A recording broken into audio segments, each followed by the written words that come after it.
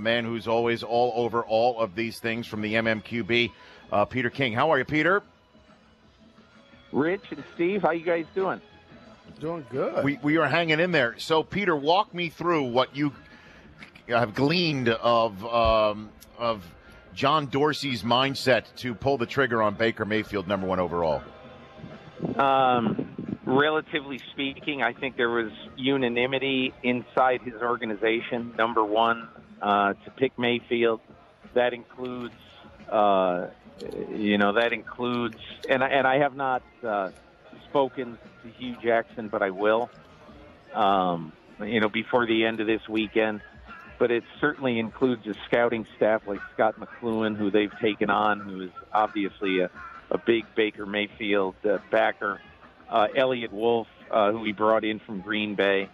I think that this is a big surprise outside the building, that this is the decision they reached, and in the draftnik community. It's not a big surprise inside their building. Were you surprised, Steve? Nothing surprises me anymore in this short time because of how much evaluations the people fall in love with players and fall out of love with players based on various reasons, and how they interact with them increases that factuation or decreases it. And I think they fell in love with him based on the interview and watching him and watching the film. And how quickly you think he's going to start, Peter, first blush?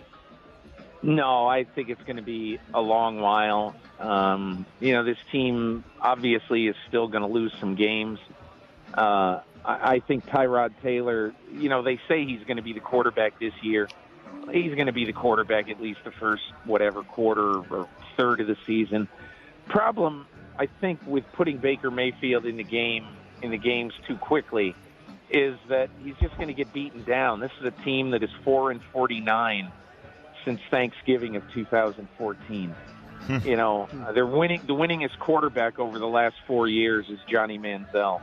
It's just, it's why feed this guy to the wolves quickly just to satisfy fans who are desperate to win, and the fans who have put up with an incredible amount. Do it the right way. I don't know what that right way is. You'll have to find out, but you've got to do it the right way, and that is not to rush Baker Mayfield into the games. Steve Smith Sr. here to my left, live at the NFL Draft Day 2. Peter King of the MMQB on the phone.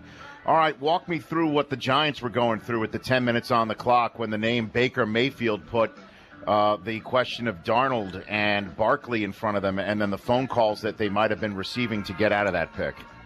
I don't know if they got any calls, Rich, but I don't think Dave Gettleman ever had any intention going into this draft of doing anything but taking the running back right there. And so it seemed like it was done quickly. I don't know how many minutes the Giants took, but I would be surprised if they entertained any offer at all for that pick, because they were going to take Barkley all along. I think the two biggest things, Rich, that happened here, and the things that surprised me, is that, number one, I don't think the Browns got any serious traction or any serious attempts to trade for the 4th overall pick. That surprises me. I don't think that either Denver or Indianapolis ever seriously considered a deal, in part because I think teams just weren't willing to give what Kansas City and Houston gave last year for Pat Mahomes and Deshaun Watson. I thought Arizona made a great, not a good, but a great trade in going up from 15 to 10, and not only not giving a future 1, not even giving a 2, to move up those 5 spots to get the last of the 4 quarterbacks. And Buffalo, I wrote about this today. Brandon Beane, the general manager of the Bills, convened a meeting yesterday morning inside the facility with everybody there, even down to the PR guy, Derek Boyko, and said, we got to investigate everything right now in the next couple hours about Josh Allen. And then they got Josh Allen on the phone, who Brandon Beane told me cried during the explanation of what happened with those tweets, 5 years ago. So, and I think they were obviously satisfied enough to trade up to number 7 to take him.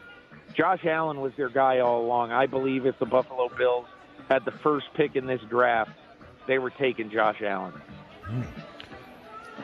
Do you think, when you said that the Cleveland Browns didn't receive any viable offers, do you think that had to do with picking Baker Mayfield, then the Giants going with Saquon Barkley? It was no reason for anybody to move because the true guy that would have made people jump, I believe, probably was Sam Darnold. Right, and the Jets were not moving out of 3. Correct. Right, What do you think, Peter? And I think that, Steve, I think that's a really smart thing, a smart way to look at it.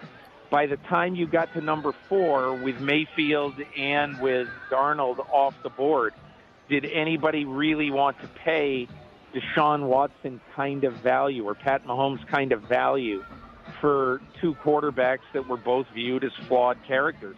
In fact, every one of these quarterbacks in this draft was flawed. It's like what Sean Payton told me a week or so ago, that every single one of these quarterbacks is flawed.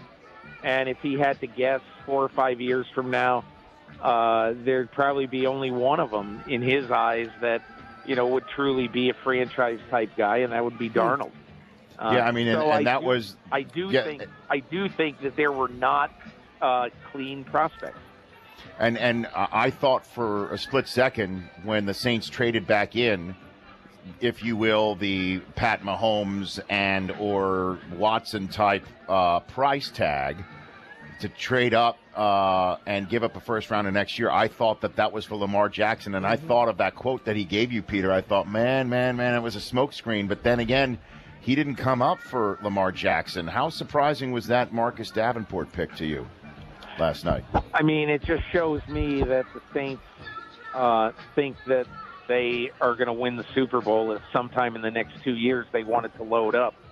They gave an awful lot for Davenport. And I can tell you that I cannot find, I've talked to maybe 6 people since midnight last night or 11:30 last night. I can't find anybody who says, man, that was a great trade. Everybody likes Davenport, but boy, to give up your one next year and significant stuff this year, I think people thought that they overpaid for Davenport. That is so funny you said that, because when I was at the Combine, Peter, a lot of people had said that Davenport was overrated. They felt that he wasn't as high of a playmaker as he believed. Then talking to Peyton said, I said, you believe Davenport is worth all of that? He said, and more. After the trade. Well, we'll see. If he turns into if he and Cam Jordan each get 13 sacks next year, we're all going to be eating our words and saying great trade. Because clearly a great pass rusher is worth 2 ones. So, we'll see what happens. The thing about judging drafts that I think is borderline comical is that I bet I could look at the draft back in 2014 or whatever the Manziel Justin Gilbert year was, and I bet you could look back at that draft and the next day and find some smart football analyst out there saying the Browns had a great draft. I mean, it's just, you just don't know. It's foolish, in my opinion, to grade drafts the next day. Yeah, I mean, J.J. Watt tweeted out a snapshot, a screen grab of the Texans' tweet announcing their selection of him, and then the responses beneath. And 90% of the responses were horrible pick, just negative, awful, blah, blah, blah. And he left that on his Twitter account without comment. Peter King here, along with Steve Smith on the Rich Eisen Show. Tonight, though, which veteran quarterback do you think might find himself in the Flacco position this evening by night's end? Because of who's drafting a quarterback, Peter. Rich, I'll tell you this. I will not be surprised if the Patriots don't take a quarterback. And the reason is, I think that the only way, if you're the Patriots, you want to take a quarterback if you view that he's Jimmy Garoppolo or north of Garoppolo. You don't want to take a second-round choice and trade that second-round choice, in essence, for a quarterback who you think is just a backup guy. So, and again, maybe the Patriots might have a guy in mind, but if you don't see the Patriots take a quarterback, I believe that it means that they just don't think any of the guys left on the board have value, have the kind of value that they could see that quarterback starting in 2020. I think the only other team that, is going to be interesting to watch as far as sort of a future quarterback pick now that Baltimore has taken Lamar Jackson, I just think it's going to be interesting to see what the Saints do. They don't have a lot of ammo to do it. But at some point, you have to think that the Saints are going to invest in a long-term quarterback. And again, now that Jackson is gone, I don't know who that is going to be for them. Well, I was just saying to Joel Klatt that it would be fascinating if the Patriots choose a quarterback using the pick they got in the Jimmy Garoppolo trade tonight.